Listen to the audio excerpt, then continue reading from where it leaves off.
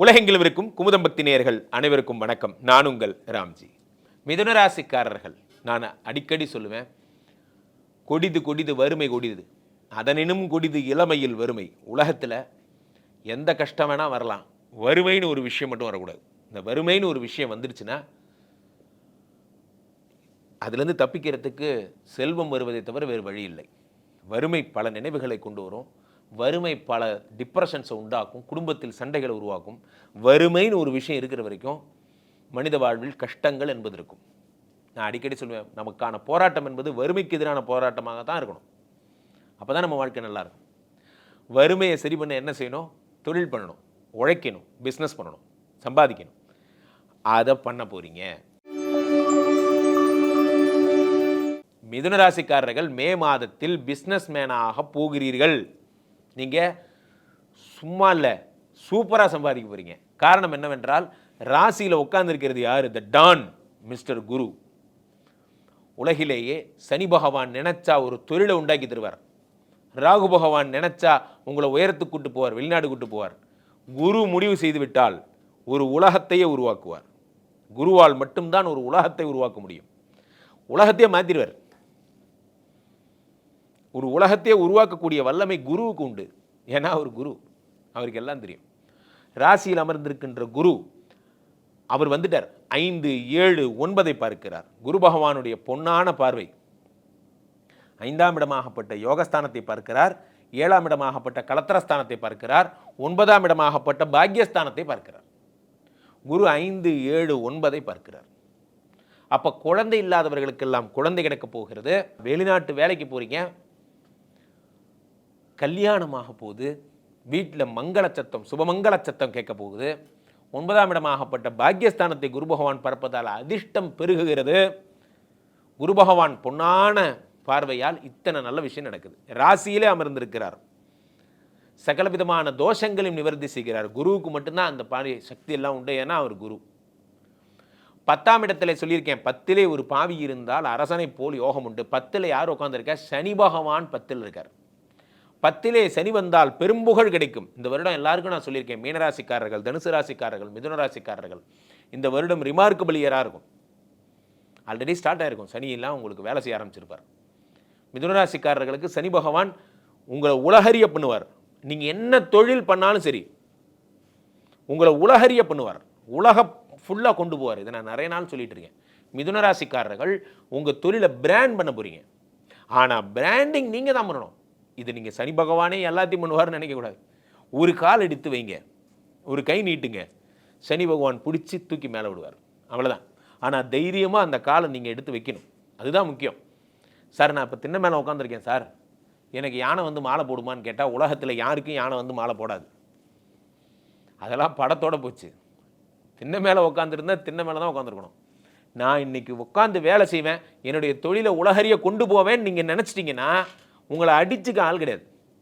Sir, 12ஆம் வீடு உங்களுக்கு 2ஆம் இடத்துல யார் இருக்கா பாருங்கள். உங்கள் 2ஆம் இடத்துல செவ்வாய் பகவான் இருக்கிறார். 11 குடையவன், லாபாதிபதி, தனாதிபதி வீட்டில் இருக்கிறார். தனம்னா பணம், பணம் தரும் இடத்தில் லாபத்தை தரும் செவ்வாய் அமர்ந்திருக்கிறார். பணம் வரப்போகுது. 10லே சனி பகவான் வந்து விட்டார். பெரும்புகழும் மக்கள் சந்திப்பும் ஏற்பட போகிறது. அரசியல்வாதிகளாக இருக்கேன், நான் சங்கம் வச்சுருக்கேன், தலைவராக போகிறீங்க. சங்கத்தில் தலைவராக இருக்கிறது எவ்வளோ பெரிய கஷ்டம் தெரியுமா? ஸோ அப்போது 10ஆம் இடத்துல சனி பகவான் வந்துட்டால் ரொம்ப நாள் ஆசைப்படுவோம். நம்ம ஒரு நாற்காலி கிடைக்கும் வரை நாம் உழைத்து கொண்டே இருக்கிறோம்.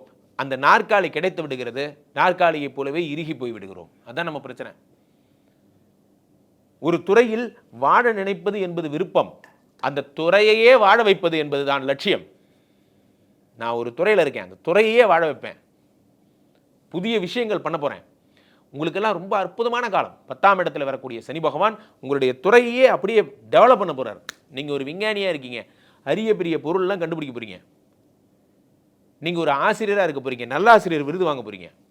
நீங்கள் என்னவா வேணா இருங்க, அந்த துறையில் எது மைல் ஸ்டோனோ அந்த மைல் ஸ்டோனை நீங்கள் டச் பண்ண போகிறீங்க. மிதுனராசிக்காரர்களுக்கு பொன்னான நேரம். ஏன்னா சனி 10ஆம் வீட்டில் இருக்கிறார். 10, 11, 12 பார்க்கிறார். 10ஆம் இடத்தில் இருக்கக்கூடிய சனி பகவான் 7ஆம் பார்வையாக 4ஆம் இடத்தை பார்க்கிறார். உயர் கல்வி, உயர் பதவியில், next level life. Next level life next level கொண்டு போகிறது சனி பகவான் பார்க்கிறார். சனி பகவான் 10ஆம் பார்வையாக 7ஆம் இடத்தை பார்க்கிறார். 7ஆம் இடம் என்பது வெளிநாட்டு யோகங்கள். 7ஆம் இடம் என்பது உங்களுக்கு எக்ஸ்போசர்ஸ், புதிய முயற்சிகள், கூட்டு முயற்சிகள். வாழ்க்கையில் சில கேரக்டர்ஸ் நம்ம பார்த்ததுக்கப்புறம் நம்ம லைஃப் நல்லா இருக்கும். அவர்களெல்லாம் உங்களுக்கு நன்மை தரக்கூடியவர்கள். வாழ்க்கையில் சில கேரக்டர்ஸ் ஏன்டா இவெல்லாம் லைஃப்குள்ளே வந்தான் இருக்கும். மிதுனராசிக்காரர்கள் வாழ்க்கையில் நல்ல நல்ல கேரக்டர்ஸை சந்திக்க போறீங்க. நமது வாழ்க்கை என்பது நமது கையில் இல்லை நண்பர்களே, நம்புங்கள். நாம் வாழ்வில் ஒவ்வொரு மனிதர்களையும் சந்திக்கும் பொழுது வாழ்க்கை மாறிக்கொண்டே செல்கிறது. அந்த புதிய புதிய மனிதர்கள்லாம் யாருன்னு நினைக்கிறீங்க? உங்களுடைய முயற்சியின் வடிவங்கள் அவங்கெல்லாம்.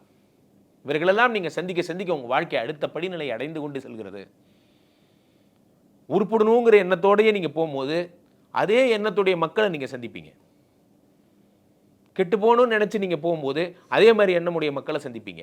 உங்கள் சிந்தனையில் தான் இருக்குது. தர்மருக்கும் துரியோதனனும் கதை மாதிரி தான் சொல்லுவாங்க. 2 பேரையும் கிருஷ்ணர் சொன்னாராம், இந்த உலகத்தில் பார்க்குறதெல்லாம் பற்றி சொல்லுன்னு. தர்மர் நடந்து சென்றாராம். தெருவெல்லாம் குழந்தைகள் சிரிக்கிறாங்க, அங்கே மக்கள்லாம் சந்தோஷமாக இருக்காங்க. அங்கே 2 கப்புள்ஸ் நடந்து போகிறாங்க. அவர் கண்ணில் பார்க்குறதெல்லாம் நல்லதாக தெரிஞ்சுதான். எல்லாமே உலகமே அழகாக தெரிஞ்சுதான். துரியோதனன் நடந்து செல்லும் பொழுது அவர் கண்களுக்கு எல்லாருமே அழுகையும் கூக்குரலும் ஏமாற்றுக்காரர்களாக தெரிந்தார்களாம். கிருஷ்ண பெருமான் சிரிச்சுக்கிட்டே சொன்னாராம், வாழ்க்கை என்பது நாம் காணும் விதத்தில் இருக்கிறது. தர்மர் கண்ணுக்கு நல்லதாக தெரிந்த உலகம் உங்கள் கண்ணுக்கு கெட்டதாக தெரிகிறது நீங்கள் பார்க்கும் விதத்தில். எதுக்கு சொல்கிறேன்னா, மிதுனராசிக்காரர்கள் இனிமே நீங்கள் அடுத்த லெவல் போக போகிறீங்க. உங்களுடைய சகவாசங்களை விட்டுவிடுங்கள். 7ஆம் வீட்டிலே சனி பகவான் பார்க்கும் பொழுது புதிய தொடர்புகள் வரும்பொழுது நீங்கள் உங்களை பிராண்ட் பண்ணிக்கிங்க. நீங்கள் பேசுகிற ஆட்கள்லாம் ஹையர் லெவல் ஆட்களாக இருக்கணும். நீங்கள் எதனைக்கு செல்லுகிறீர்களோ அது உங்களுக்கு கண்டிப்பாக கிடைக்கும். குரு பகவானோட சப்போர்ட் இருக்குது, சனி பகவானோட சப்போர்ட் இருக்குது.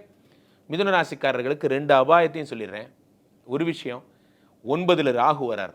ராகு பெருமான் 9ஆம் வீட்டில் வந்தால் அப்பாவுக்கு ஆபத்து.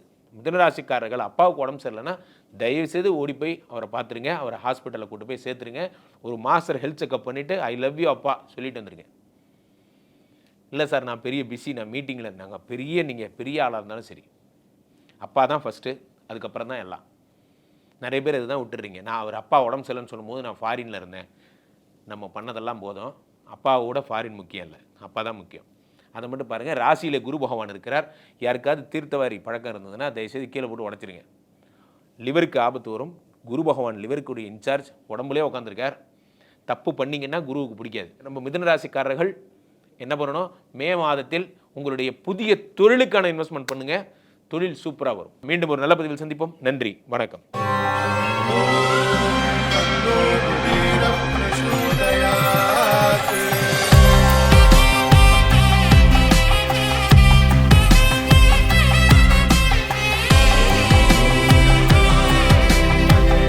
இந்த அக்ஷய திருதியில ஆத்மார்த்தமான ஆஃபர். உங்க லலிதாவோட ஏற்கனவே கம்மி சேதாரத்துல 1 இல்ல இன்னும் 2%, 3% கம்மி. வைர நகை கேரட்டுக்கு 6000 ரூபாய் கம்மி.